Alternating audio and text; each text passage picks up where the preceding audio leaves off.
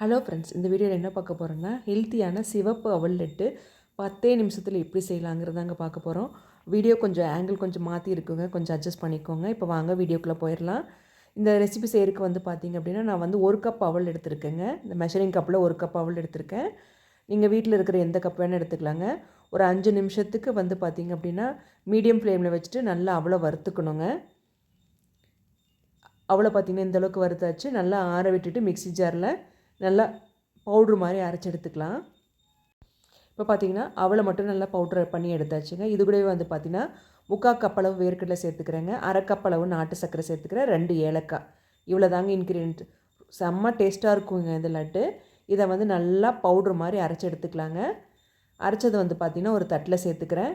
இது கூட நீங்கள் தேங்காய் எண்ணெய், நெய் எது வேணால் சேர்த்துக்கலாங்க. எதுவுமே சேர்க்கலினாலும் ஒன்றும் பிரச்சனை இல்லை, நல்லா டேஸ்ட்டாக தான் இருக்கும். நான் 1 ஸ்பூன் அளவுக்கு நெய் சேர்த்துட்டு 1/4 டம்ளர் அளவுக்கு பால் சேர்த்துக்கிறேன். சேர்த்துட்டு நல்லா மிக்ஸ் பண்ணி விட்டுக்கலாங்க. இப்போ நம்ம லட்டு ஷேப்பில் பிடிக்க வேண்டியது தான். பார்த்திங்கன்னா சூப்பராக இருக்குங்க. டேஸ்ட்டு நல்லா ஹெல்த்தியானது கூட. ஸ்கூல் விட்டு வர பசங்களுக்கு இந்த மாதிரி ஹெல்த்தியாக செஞ்சு கொடுக்கலாம். கண்டிப்பாக நீங்கள் இதை ட்ரை பண்ணி பாருங்கள். இது சிவப்பு அவல் மட்டும் இல்லைங்க, கம்பு, ராகி எல்லா தானியங்களையும் நீங்கள் ட்ரை பண்ணி பார்க்கலாம். தேங்க்ஸ் ஃபார் வாட்சிங். பாய்.